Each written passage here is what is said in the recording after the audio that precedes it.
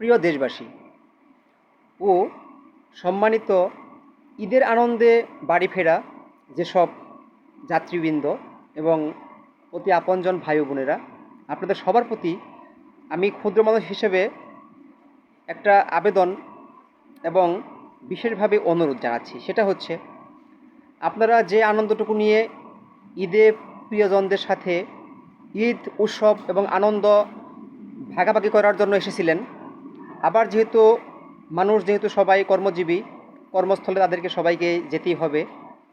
বাড়ি থেকে কর্মস্থলে ফেরার পথে সবাই যেন কোনো তাড়াহুড়া না করি।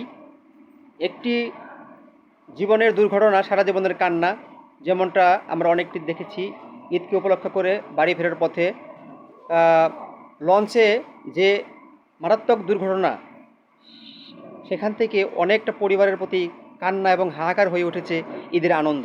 আমরা এরকমটা আর চাই না। সুতরাং প্রত্যেকেই সতর্কতা এবং সাবধানতা অবলম্বন করুন। আপনাদের প্রতি এটুকুই আমাদের এবং আমার পক্ষ থেকে রিকোয়েস্ট, ক্ষুদ্র মানুষ হিসেবে।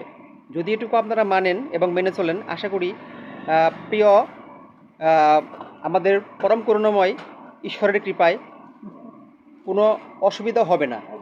এটুকুই কাম্য। ধন্যবাদ সবাইকে।